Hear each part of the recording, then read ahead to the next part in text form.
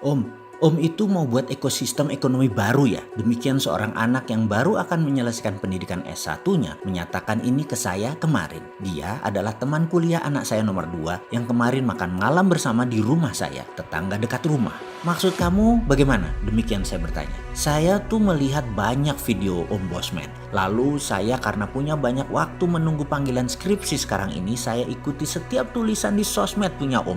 Bahkan mundur sampai 5 tahun belakangan ini. Lalu saya mulai kenal dengan jalan pikirannya Om. Saya dapati Om berpikir sangat aneh. Ngomongnya gede banget tentang MMT. Sampai orang banyak yang gak nyampe pemahamannya. Bahkan kalau orang itu politikus bisa jadi ancaman cara berpikir Om. Karena semua politikus calon pejabat gak punya platform berpikir ekonominya yang baru atau mempunyai sistem ekonomi yang lain. Lalu Om beruntun menjelaskan modern economic theory yang didukung 3 pilar, MMT, SWF, dan TINA. Kemudian terakhir bahkan Om sebar lagi dengan pilar keempat yang namanya Tiara. Kemarin di Twitter Om dianggap gak banyak belajar, gak banyak tahu tentang UNCLOS selat di Indonesia. Tapi Om gak jawab, malah orang-orang aja yang pro kontra saling bersahut-sahutan. Ditambah lagi teori konspirasi virus corona membuat banyak pro kontra berkepanjangan.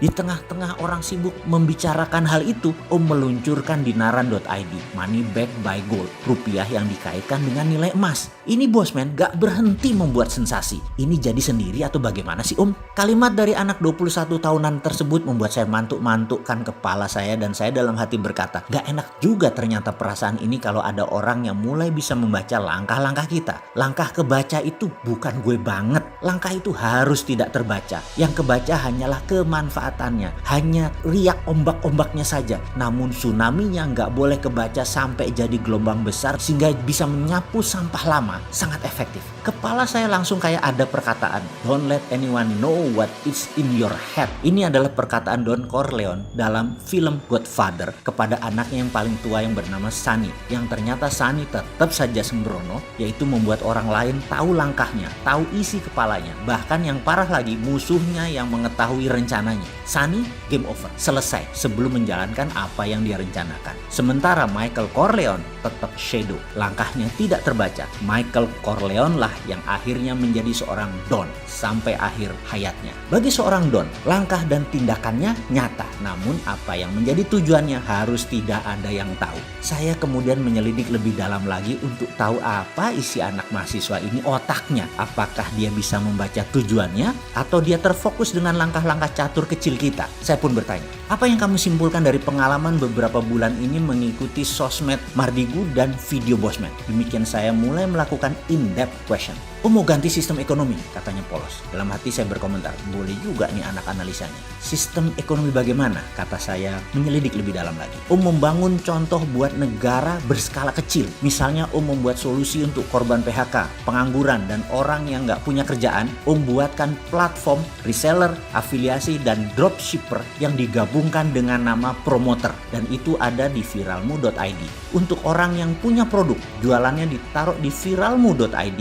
Untuk perusahaan UKM dibuatkan refit.id yang menggabungkan sistem distribusi, logistik, POS, pembukaan otomatis, dan bisa menerima 9 macam pembayaran. Lalu meluncurkan dinaran.id yang membuat uang orang ada backup emasnya. Dinaran.id adalah payment system, bukan investasi. Ini hanya money backed by gold atau rupiah seseorang dikaitkan dengan nilai emas supaya tidak kena inflasi. Dinaran punya kastodian Bank Nasional, kartu debit ATM, bisa M-Banking, dan fasilitas pembayaran lainnya. Lalu ketika UKM-nya naik kelas, perlu pendanaan digabungkan ke prelistingnya santara.co.id.